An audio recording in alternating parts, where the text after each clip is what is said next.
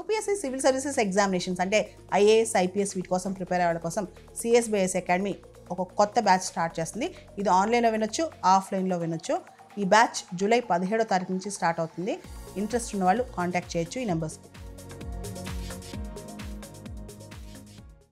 ప్రపంచంలోనే most happening place Asia Pacific. Demographics కావచ్చు, vibrant population కావచ్చు, వర్కింగ్ స్టైల్ కావచ్చు, చాలా అద్భుతంగా ఉంటుంది.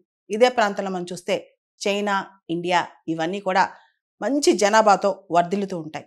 అయితే 2015లో UNESCAP United Nations Economic and Social Commission for Asia Pacific వాళ్ళు ఒక నిర్ణయం తీసుకున్నారు.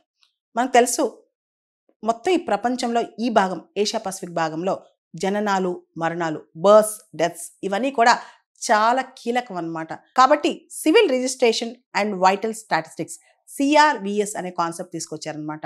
అంటే అప్పట్లో అంట దాదాపు 13.5 crores బర్త్స్ అసలు నోటిఫై అవ్వలేదన్నమాట.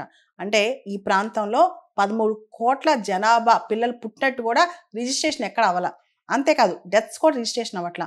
మనం చూస్తే మనిషి జీవితంలో కొన్ని వైటల్ థింగ్స్ ఉంటాయి. బర్త్ కావచ్చు, అంటే పుట్టుక కావచ్చు, మరణం కావచ్చు, దాంతోపాటు మధ్యలో ఎడ్యుకేషన్ కావచ్చు, మ్యారేజ్ కావచ్చు, డివోర్స్ కావచ్చు, స్కిల్స్ కావచ్చు, ఇవన్నీ కూడా వైటల్ థింగ్స్ అనమాట.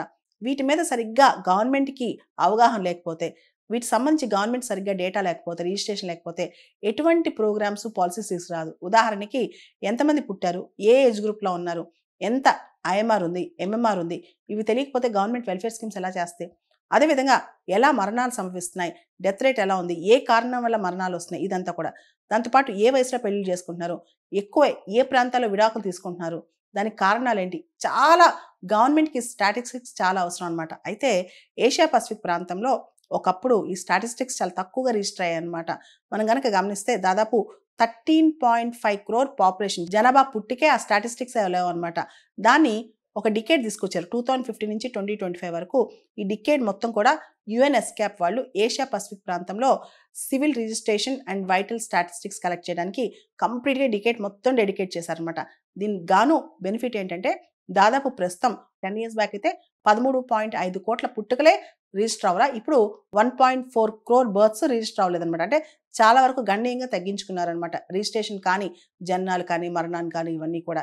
అయితే ఇంకా చేయాల్సింది చాలా ఉంది కాబట్టి ఈ 2025 డెడ్ లైన్ ఏదైతే ఉందో civil registration and vital statistics సంబంధించి కంప్లీట్ మ్యాపింగ్కి ఇంకా టైం ఉంది, ఇంకా చేయాల్సింది చాలా ఉంది కాబట్టి దీన్ని ఎక్స్టెండ్ చేశారు.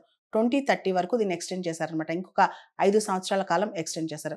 అయితే భారతదేశం లెక్కల ప్రకారం చాలా వరకు మనం ఆన్లైన్ చేసేసాము, డిజిటైజ్ చేసేసాం కాబట్టి 96% జనాలు భారతదేశంలో రిజిస్టర్ అవుతున్నాయి.